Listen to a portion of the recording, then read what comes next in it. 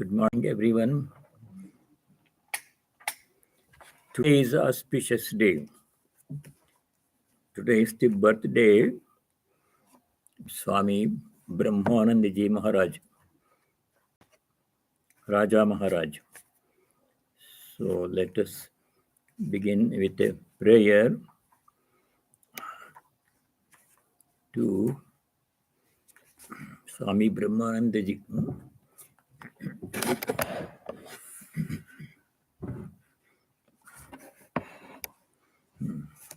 This is on page 154 of Universal Prayers. The last one on that page. Om Brahmanandam Paramasukadam Kevalam Jnanamurtim Dvandvatitam Gaganasadrisham Tattvamasyadilaksham Ekam Nityam Vimalamachalam Sarvadhi Sakshibhutam Bhavatitam Trigunarahitam Sadgurum Tam Namami. Om Shanti Shanti Shanti. This is from the Vishwasara Tantra. I bow down to the Guru, who is the embodiment of the bliss of Brahman, Brahmanandam, the giver of the greatest beatitude, Paramasukadam, grants the greatest bliss, the absolute, the personification of the highest knowledge, who is beyond the pairs of opposites, Dvandvatitam, beyond the pair of opposites such as pain and pleasure, untouched by evil, like the sky, whom thou art that, Tattvamasi, and similar scriptural passages have in view. The one without a second, the eternal, the pure, the immovable, the witness of all mental modifications, abiding ever beyond thoughts and attributes. May he bestow his grace upon us all. Om peace. May there be peace and joy in our hearts. May there be peace and harmony amongst all beings. May there be peace everywhere in nature. So let us continue. I think we can finish 13th chapter today.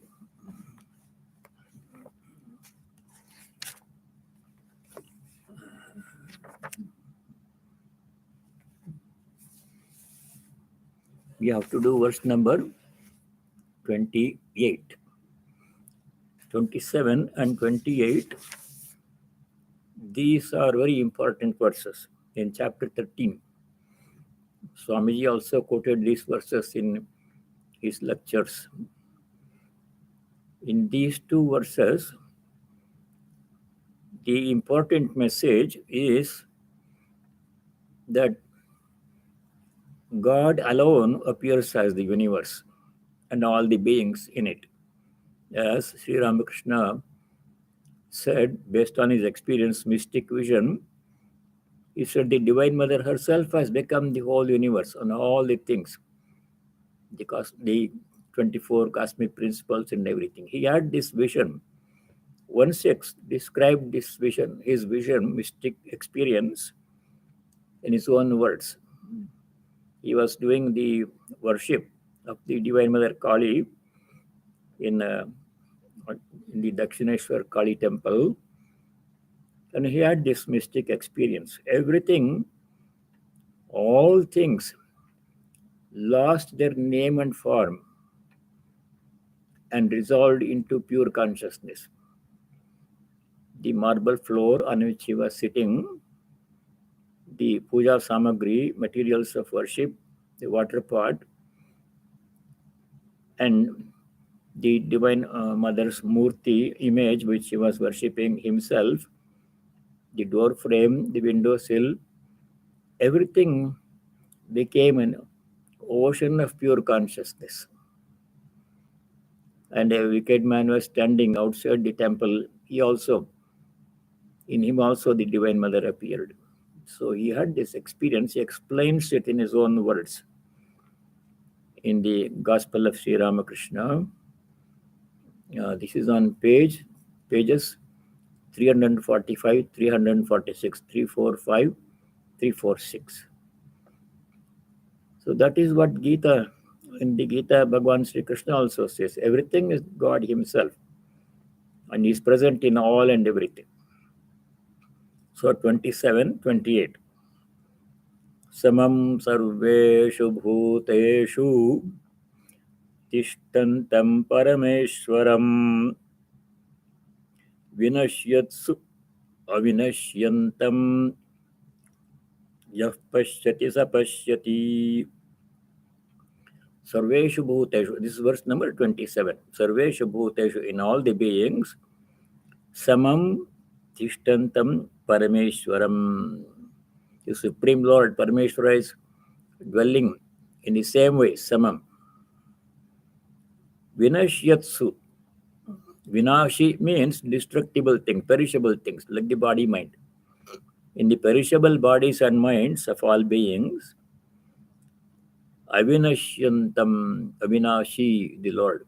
He is infinite, eternal. He is dwelling there in all beings, without exception. But all beings are not aware of his presence in them. Only a small number of people are aware of God's presence in them, experience them. Others like us, we are trying to experience his presence within us. And some are not even aware of his presence or interested in knowing that one. That's how the humanity is, all kinds of people. Vinashyatsu avinashyantam yapashyati sapashyati. He who sees, he sees. Those who have the vision to see God in all, they see God in all. Those who don't have, they don't see. If you get it, you get it. If you don't get it, you don't get it. As they say. It's God's presence in all. This 28th verse is those who see God's presence in themselves and in others. What happens to them? Param gatim gachanti. They reach the supreme goal. They realize God, become one with God. That is explained in verse number 28. Samam pashyan hi sarvatra samavasthitameshwaram nahinasthyatmanatmanam tato yati param gatim. Sarvatra, everywhere, in all beings. Samam pashyan. Samavasthitam Ishwaram pashyan. Samam pashyan. Seeing God's presence in all in the same way. His presence is the same, but the degree to which his presence is visible varies from being to being. In a saintly people, very holy people, Mahatmas, you can see divine presence clearly. We feel. And in a very wicked people, we don't feel any presence of God. But he is there. His presence is unconditional. The variations from person to person in quality is because of the mind. The container varies. The content is the same in all. Samam pashyanni sarvatra samavasthitameshwaram. Seeing alike the Lord dwelling everywhere, such a person nahinasti atmanam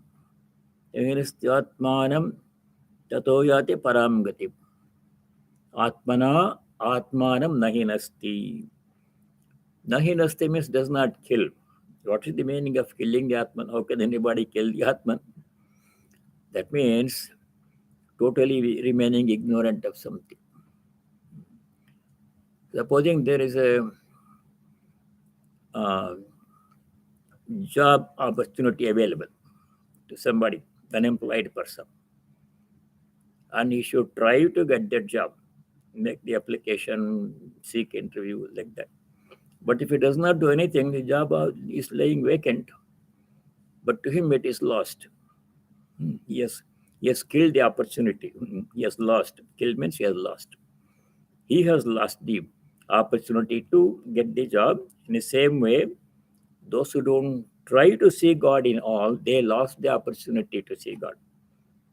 To them, as if God did not exist at all. Nahinasti. But those who see God's presence, to them, God is always present.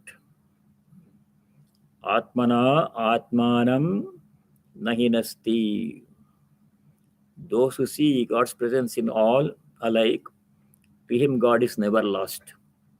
This already know from sixth chapter, sloka number 30. There the same idea came. He who sees me in all, to him I am never lost. Bhagavan Sri Krishna says, Yo mam pashyati sarvatra sarvam cha mayi pashyati. Chapter 6, verse 30. Tasyaham na pranashyami sacha me na pranashyati. We have to make a deliberate, diligent effort to see God in all. He's present. That's the truth. He's present in all. If we remain unconcerned, don't make any effort, then for us it is as good as he's not there at all. A wise person does not do that one. Does not miss the opportunity to see God in all and everyone. To him, God is never lost.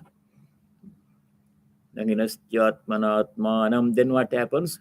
Tato yāte param gatim. Param gati means supreme abode, supreme goal of life, which is God realization, reaching God. That we will reach by trying to see God in everyone. So this has implication in our daily life. This is the basis for practicing ahimsa, asteya, and sthāvarajaṅgamam. We should not injure anybody by thought, word, or deed, because the Lord is present in everyone in the same way. Even though that person may not be aware of God's presence, he is there. We are aware. We should become aware. Ahimsa. Asteya, not stealing. If you steal something from somebody, you are stealing from the Lord. He is present in all. Then similarly, other virtues, including sthāvarajaṅgamam, same-sightedness, treating everybody nicely, gently, but carefully. Very wicked people, we should not go near them and try to make friendship with them. It will not be safe. So stay away from a distance. We can tell them, you stay there. I don't want to get close to you because you are not aware of God's presence. So violence may come. So separate, stay separate. Just like in the forest Gurukulam, the boy who stood in front of the wild elephant did not move when the Mahut was shouting, get out of the way. But he stood there trying to see God in the elephant, wild elephant. God, elephant does not know anything about God. So the elephant took the boy in his trunk and threw him away and went away. So we should not do that. We should stay away from danger. God is present in the wild elephant, no doubt. But the elephant is not aware of God's presence. It is a wild elephant. So stay away from danger.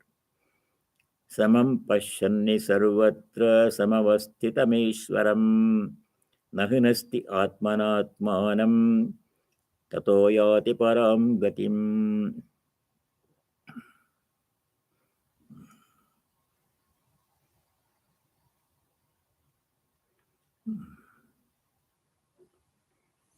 Then in the commentary, Shankara says, thus all ignorant people are self-destroyers. Hinasti. How do they destroy the self? The self is indestructible. That means As far as they are concerned, who don't see God in all or in anyone, to them as if God did not exist. They lose the opportunity to see God. It is their loss. Nothing happens to God. He is all right. Whether we recognize him or not, he is infinite, eternal, etc. So the person who does not see God in all, he is the one who loses the precious opportunity to see God in all and everyone. So does not make any spiritual progress. So the non-knowers of self are self-destroyer. They destroy themselves by not seeing God in all and everyone. They do not reap the real fruit of the self. They don't get the benefit of God realization if we don't see God in anyone, everyone. So that is the meaning of this sloka. Now, the divine presence within us, which we knew as Kshetrajna in the beginning of the chapter, Kshetra Kshetrajna. That's how the chapter began. Kshetra is the physical material part. Kshetrajna is the Lord himself. Only one Kshetrajna, many Kshetras. Infinite number of Kshetras, bodies. Kshetra means body, mind, container. Kshetrajna means the divine presence, conscious presence within us, consciousness present within us. The Kshetrajna is only one. That was explained in the second verse of this chapter. In this 13th chapter, sloka number 2, Sri Krishna says, Kshetrajñam chapi mam vidhi sarvakshetreshu bharata. O Arjuna, sarvakshetreshu, in all the bodies, mam kshetrajñam vidhi, know me to be the indwelling spirit. Kshetrajna, one Kshetrajna. So, all actions, we are now doing verse number 29. All actions happen in the kshetra only. Kshetra means body mind. All actions happen in the body mind only. The kshetrajna, Purusha present within us, he remains unaffected. He neither does anything nor does he reap the fruit of action. No karma phala for the kshetrajna. He is akarta. He does not do any action. Who is the karta? Doer of all actions? Body, mind, ego. Ahankara, I am doing this thing. So the fruit of actions does not affect the Atman. If a person does bad action, who suffers? Who pays for it? Body, mind. All suffering comes in the body, mind only. Enjoyment also. God within us remains unaffected. For him, there is no karma phala. That is being explained in verse number 29. Prakrityaiva cha karmani kriyamānāni sarvashah yah pashyati tathatmanam akartaram sapashyati. This should remind us of a sloka in the 3rd chapter, where same thing was said. Sloka number 27 in chapter 3, exactly same thing Bhagavan Sri Krishna said. Prakrite kriyamānāni gunai karmani sarvashah. Prakrite gunai, by the gunas of Prakriti, by which we mean body, mind, sense organ, sense object. All of these are parts of nature, Prakriti. Prakrite kriyamānāni gunai karmani sarvashah. All actions are being done by the components of Prakriti. That means body, mind, sense organ, sense object. Their interaction. Action happens. Supposing I hold this paper in my hand, how does this action happen? First of all, mind says this hand, hold this paper, pick up this paper. Action begins in the mind as a thought. Then a hand picks up the paper. Now this action happens. Where does this action happen? Mind, body, sense organ, sense object. All these are parts of Prakriti. The Purusha in me, the Kshetrajna in me remains unaffected. that neither does it do any action, nor does it reap the fruit of any action. That is the verse number 29. Prakrityaiva cha karmani prakritya eva, by Prakriti alone. By Prakriti means the kshetra. Kriyamanani sarvashaha. On one who sees actions solely performed by Prakriti, Prakritya eva,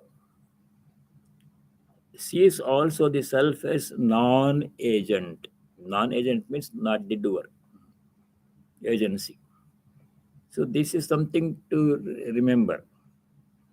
When we do good actions, good result will come, and that good result will be experienced in the body-mind. When you do bad actions, bad result will come, pain will come, that's experienced in the body-mind. The self within us remains unaffected by either the action or in its result, or good or bad. It's free. We are that self. We think we are the body-mind. That's why we have all the suffering. So this analysis helps us to practice detachment from body-mind, detachment from all suffering and pleasure also. Pain and pleasure, good and bad, they all happen at the body-mind, none of which I am. I am the Atman, I am the self. I am untouched by action, fruit of action, by good and bad, pain and pleasure. I am free, totally free. I am that.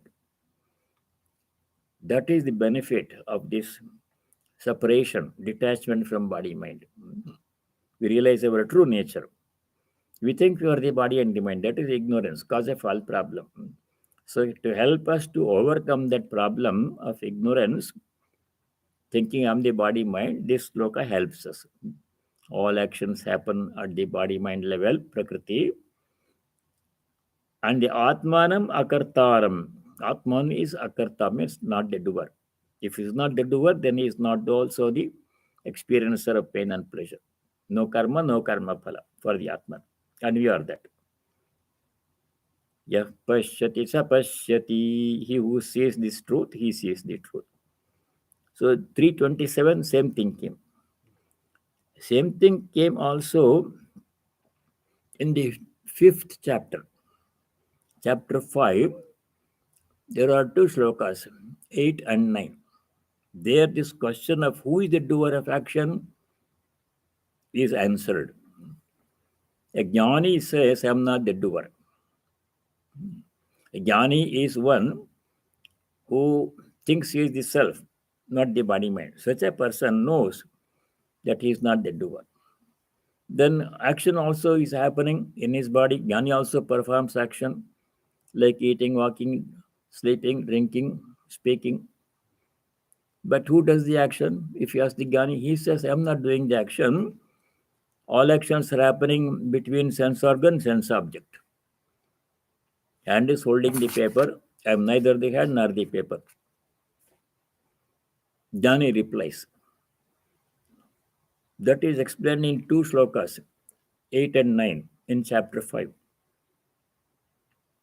There Bhagavan Sri Krishna says, Naiva kiñcit karomiti yukto manyeta tattvavid pashyan shrunvan sprishan jigran ashnan gachan swapan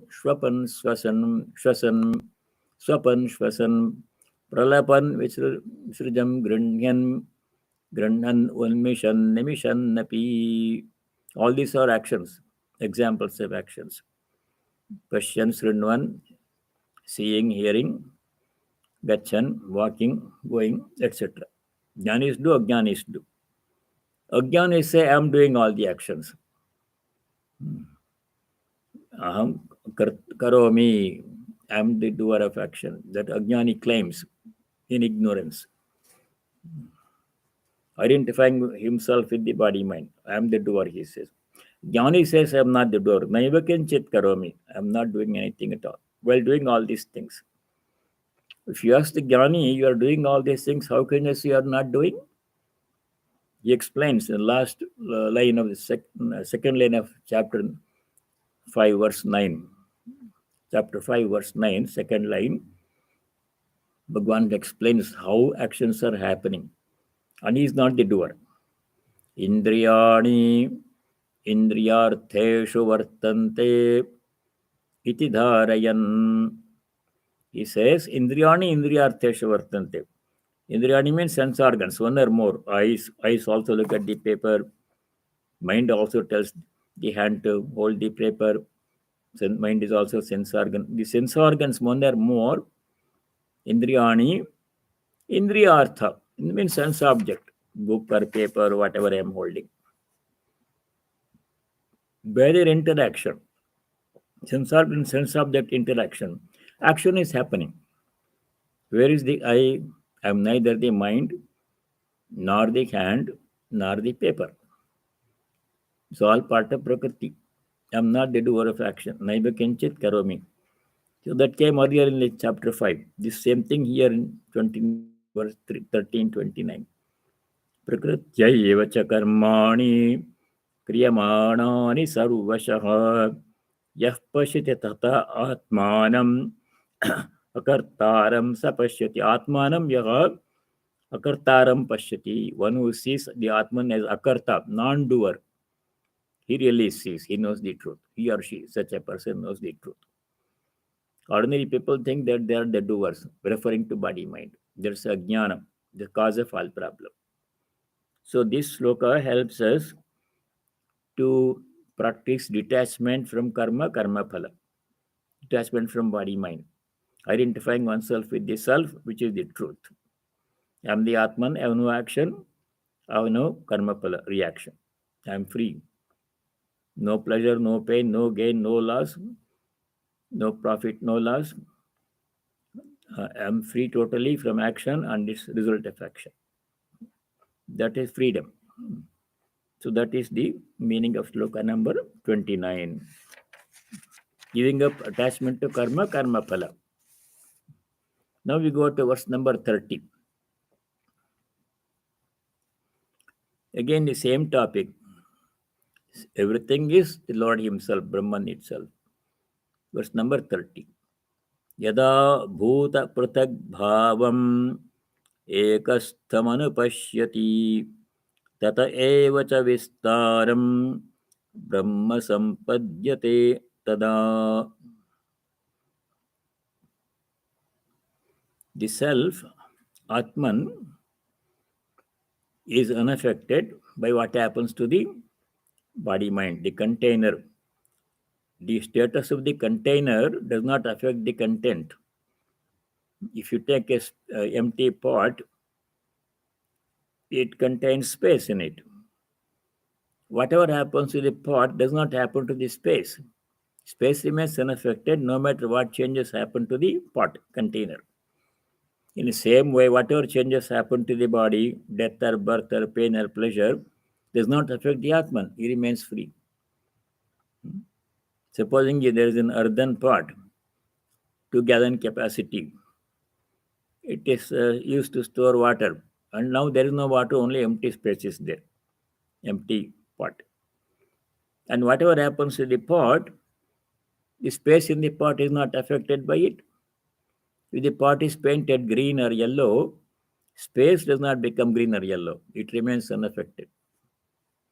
In the same way, whatever happens to the body-mind container, the content Atman is unaffected. Pure conscious. It cannot undergo any change. Nothing can change it. If the body is female, Atman is not female. No gender. If the body is male, Atman is not male. If the body is a child's body, Atman is not a child. He is birthless and deathless. If the body is an old person's body, their Atman is not old. He remains totally unaffected. That we are. But we suffer and enjoy because we think we are the body-mind.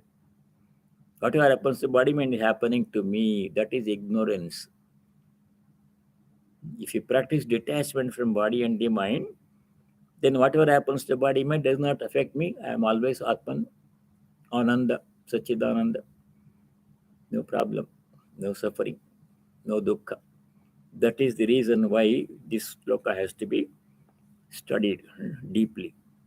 Yada bhuta pratak bhavam ekastham anupashyati. A person sees, anupashyati means sees, realizes.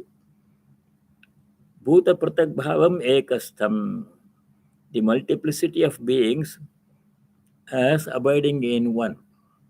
All beings we are seeing, infinite number of things we are seeing in creation. All of these are only one, Brahman appearing as many, one appearing as the many. We are saying the many, we are not saying the one. That is because of misperception, avidya, ajnana. If you see the one being the source of everything, then there is no problem. Seeing many is the problem. Tata eva cha vistaram, and all the vistaram is the details. So many different things, good, bad, animals, plants, people, planets, and in the planet, ocean, river, water, air, animals, plants, everything. They're all from that one only. Tata eva, from that one alone. One is Brahman. Brahma sampadyate tada. Such a person who sees everything as Brahman, one, disregarding the appearance of many. The appearance of many is a misperception. We are not seeing properly. Vision is not right. But if you see everything as one Brahman, then we get the correct perception. Such a person, along with other things, himself also one with Brahman. A person knows then that he or she is Brahman when she sees everything as Brahman. That the person gets Brahma Jnana, knowledge of the self. That means end of all suffering. No birth, no rebirth, no pain, no pleasure, no suffering, no gain, no loss, nothing.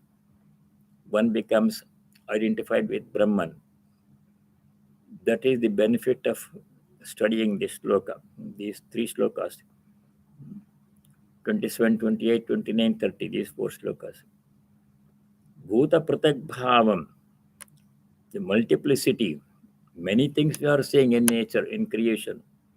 Ekastham yaha anupashyati. One who sees all of these as abiding in the one, ekastham. They're all in one. So many things we are seeing, billions of people, countless animals and plants, and good and bad, and pain and pleasure, suffering, everything we are seeing. It's all nothing but Brahman. And we are that Brahman. That knowledge, if we gain, then that is liberation. Then we are free from all suffering. All suffering is because of perception of multiplicity. This is what the sage, great sage Sanat Kumara said to Narada in Chandogya Upanishad. Last Sunday, I spoke about that one for the Raleigh devotees. All suffering in life is because of seeing multiple things besides me. Somebody else is there, something else is there, causing me problem. Body is also not one's own self. It is also outside object. If you see any outside object besides the Atman, that means beginning of problem. If I see body as a separate thing and identify with it, then we are prone to problem, body problem, mind problem. So all pain and suffering will come. If you see only Atman, one without a second, then there is no suffering. Pure consciousness, how can it have any suffering? Atman. So that is the reason why we should study slokas like this one. Yada bhuta pratak bhavam ekasthamanupashyati tata eva cha vistaram brahma sampadyate tada. From that knowledge, one experiences oneness with the divine, with Brahman. One gets Prem Brahma Jnanam. So that is liberation. This Paramatman is unaffected by anything that happens to body mind. We saw that before. That is explained in verse number 31 again. 31. Anaditvat nirgunatvat paramatmayamavyayah sharirasthopi kaunteya nakaroti nalipyate. Due to Atman's beginninglessness and freedom from all qualities, this imperishable and supreme self, Atman, though dwelling in bodies, neither acts nor gets stained. No action, no karma phala, no change in quality, free from qualities. Nirguna. Atman is nirguna, nirakara. No name, no form, no guna. No pain, no suffering. Total freedom, total ananda, sachidananda. That's what our true nature is. That is what we have to dwell on, meditate upon, not the body mind. That is explained here. Anaditvat. That Brahman is anadi means beginningless. Body has a beginning. Body mind have a beginning and an end also. And they undergo change. Especially body changes every moment. That we know from experience. Anaditvat. Brahman is anadi. Anaditvat. Nirgunatvat. Brahman has no guna, no quality. Nirguna. Guna, sattva, rajas, and tamas. Guna also means other qualities such as compassionate and loving or not loving, caring or not caring. Is all gunas. None of them apply to Atman. Personal God, we attribute gunas. We say, for example, Rama is a very compassionate God. Dayalu, Parama Dayalu. Rama. We praise Rama. That means that body personification of God in a human form, a Rama form, that has qualities. We praise the qualities and those qualities will come to us. Whatever we think about, that quality will come to us. So we think about Rama, Rama's qualities will come to us. And if we meditate on God, we become one with God. That's why these stotras, hymns are created.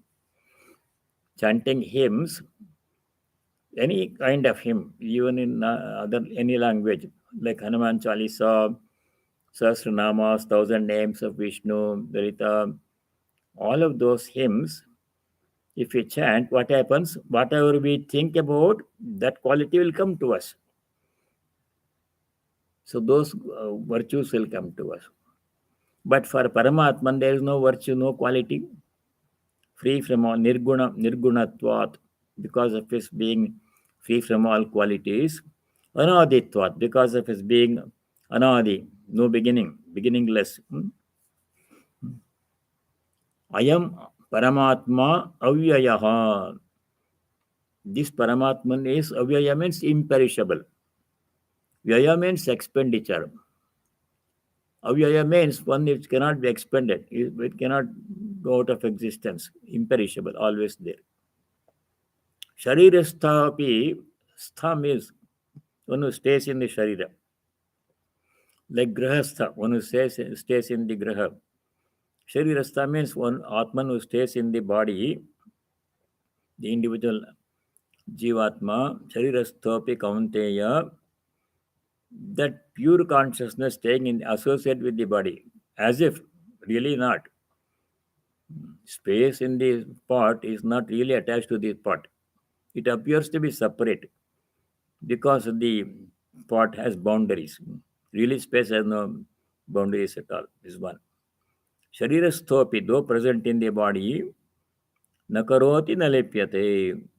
Nakaroti does not perform any action. Nalipyate, not affected by any fruit of action for anything. Due to his beginninglessness, anaditvat, and freedom from attributes, nirgunatvat, this imperishable and supreme self, Paramatmayam Avyayaha, though dwelling in bodies, Sharirasthopi, neither acts nor gets stained, nakaroti nalipyate. Total freedom. In the Upanishad, it says this Atman is free from attachment. Pure consciousness cannot have any attachment. Matter can have attachment, mind can have attachment. I'm attached to my body, my room, my car, my property, my child, like these people say. They're attached. But Atman has no attachment. That we are free from attachment. Nakaroti nalipite. Such a person does not perform any action, no karma, nalipite, no karma phala, not affected by any action or anything. Nakaroti nalipyate. Total freedom will come. So what we have to do? We have to dwell, think deeply on our true nature. Who am I? Am I the body, mind, or am I the Atman? That thinking has to happen. If you think, analyze deeply over a period of time, realize they are not the body, mind, because I can objectify them. Body is separate from me. I can see the body. I can deal with it. I can touch it. How can it be me? If something is separate from me, then I cannot be that one. The book is separate from me. I'm not the book. Body is separate from me. I'm not the body. Similarly, mind. My mind is agitated. My mind is pure. My mind is calm. Like this, we make statement about my mind. So somebody other than the mind is referring to this mind as my mind. So my mind is separate from me. In that way, we have to reason and then gradually detach ourselves from body mind. It takes a long time, but it is possible. Then what happens if we detach from body mind? Attachment to body and the mind. Freedom from suffering. All suffering happens in the body mind, as we know. So I'm totally free from suffering. No birth, no death. Body has birth and death. Atman has no birth and death. I am the Atman. That we know from second chapter. Atman has no birth, no death. And no old age, no disease. Which body has? Second chapter, sloka number 20. It comes again. The qualities of Atman. Najayate mriyate va kadachit. Nayam bhutva bhavita va na bhuyaha. Ajo nitya shashvato yam purano. Nahanyate hanyamane sharire. This Atman is Ajaha, birthless, no birth. Aja Nityaha, eternal. Shashvata, permanent. Sharire hanyamane atmana hanyate. When the body dies, Atman does not die. Atma is eternal. Body is ephemeral, comes and goes. So if we think like that, our attachment to body mind goes away or becomes less. Then freedom from suffering. All suffering in the body mind only. So that is the gist of this sloka. Then 32. Yatha sarvagatam saukshmyad akasham nopalipyate sarvatra vasthito dehe tathatmano palipyate. Just as all pervading space, due to its subtlety, sukshmatvat, is not stained, so is the self, present in the body everywhere, not stained. Though Atman is present in every body, it remains unaffected by what happens to the body and the mind. Always pure. No guna for the Atman. Body has gunas, sattva, rajas, tamas, pain, pleasure, changes, 6 changes we have studied before. All that apply to the body mind, not to the Atman. Though Atman is associated with the body mind, it appears to be. Yatha sarvagatam akasham saukshmyad na upalipyate. Akasha means the sky, space. Just as the all-pervading space or sarvagatam akasham, space is present everywhere, all-pervading, sarvagatam akasham na upalipyate, remains unaffected by whatever happens in space. Everything happens in space, good and bad.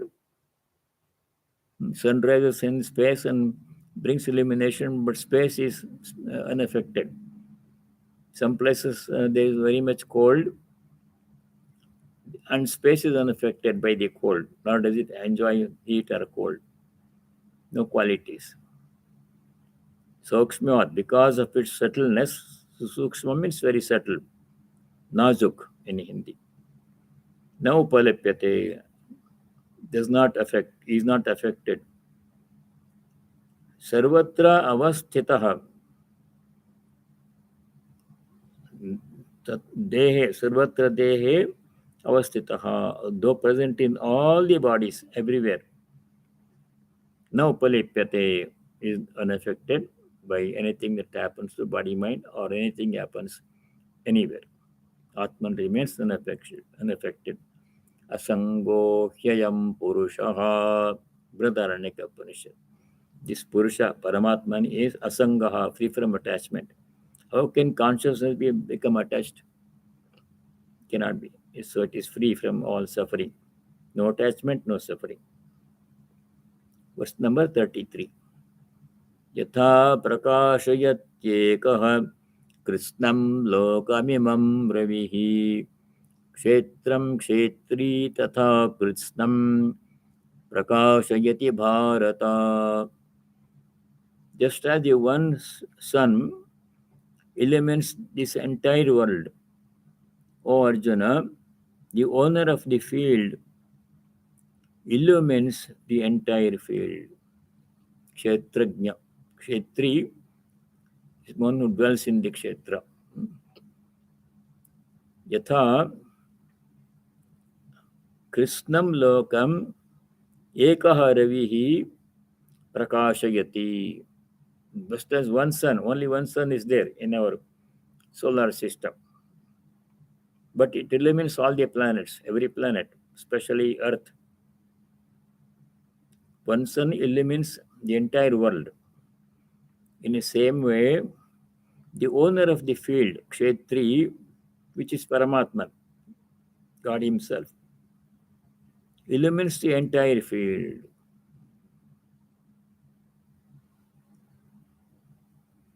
So entire field means the whole body, mind, everything is as explained in verses 5 and 6 in chapter 13. What is Kshetra was explained in chapters 5, in verse 5 and 6 in this chapter. Mahabhutanyahangkaro buddhiravyaktameva cha indriyani dashaikam cha panchachendriya gochara. These 24 cosmic principles comprising the Kshetra are all described in one sloka. Fifth sloka number 5 in chapter 13. And sloka number 6 explains the modifications it undergoes. Ichha dvesha sukham dukkham sangatas chetana dhritihi etat kshetram samasena savikaram udahritam. All kshetras undergo many changes. Ichha, they have desire. Dvesha, they have dislike. I like this, I don't like this. Sukham dukkham, pain and pleasure and pain. Sangataha, collection of many things forming one unit, like an automobile or the body. Chetana, it has consciousness in it. Dhritihi, forbearance. These are all qualities of Kshetra, verses 5 and 6. So that Kshetra, qualities of Kshetra. But Kshetrajna, Kshetri elements the whole Kshetra. In every cell of our body, there is consciousness. Every cell functions, knows how to function, what to do. Billions of cells are there. In every cell, same consciousness is present, making it work. So when death happens, that consciousness goes away and the cell becomes inert matter, cannot function. So the Kshetri, the illuminator, like the sun, illumines the whole world.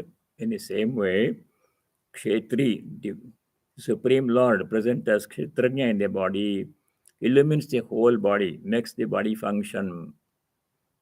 Every organ functions, it does its own function normally.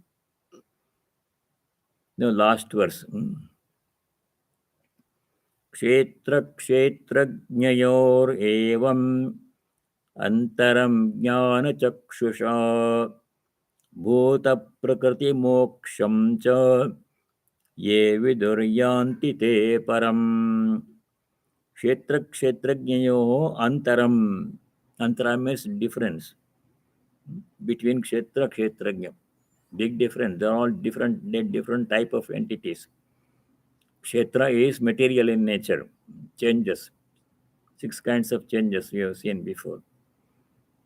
Made of matter. Kshetrajna is pure consciousness, no change. Kshetras are many. Kshetrajna is one. One Kshetrajna, one space occupying innumerable containers. Containers are different. The space in all the containers is same space, which is outside all containers. This Kshetrajna. So that was what we studied in the second sloka of this chapter.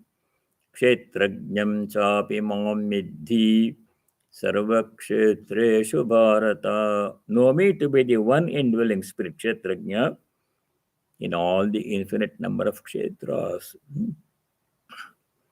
Kshetra Kshetrajnayor evam antaram jnana chakshusha. Jnana chakshu means the eye of knowledge. The physical eyes, we can see the physical material. Things that are material, we can see with these eyes. But the eye of knowledge, you can see the Atman. Of knowledge means that is the true knowledge, which can be seen by eye of knowledge, not physical material in nature, pure consciousness. With the eye of wisdom, jnana chakshusha, the difference between the field and the field knower, and the way of release from Prakriti. Kshetra Kshetrajnayor jnanam. Yeah, antaram. Antaram means difference between Kshetra Kshetrajna. Kshetra is material, Kshetrajna is consciousness. One who sees Bhuta Prakriti Moksham cha, and one who knows how to achieve release from Prakriti. Prakriti means body, mind. We are associated with it. I think I'm the body, mind. That is bondage. That's why we suffer. Death, birth, everything. Body, mind. When you separate from it, moksha, bhuta prakriti moksha. Moksha means we are liberated from that attachment. Then what happens? Te param yanti. They reach the supreme goal. Liberation will come. Attachment to the body mind keeps us at the human level, making us go through life cycle of birth and death, making us go through all kinds of suffering. Attachment to the body does it. When you give that attachment, prakriti moksham, then te param yanti. There is such people who give attachment to body mind, identify themselves with the Atman, they achieve liberation, go to supreme good, supreme abode, param yanti. That is the benefit of this knowledge of Kshetra Kshetrajna. So this 13th chapter, which deals with the difference between Kshetra Kshetrajna, qualities of Kshetra and qualities of Kshetrajna. Kshetra, body mind, has all the qualities, 6 changes it goes, birth, death, etc. Kshetrajna is free from all qualities, all limitations, that is pure consciousness, that is the true nature, we are the Kshetrajna. So let us stop here. Next time, we begin chapter 14, Kshetra Vibhaga Yoga, Sattva, and Tamas. Interesting chapter, easier also.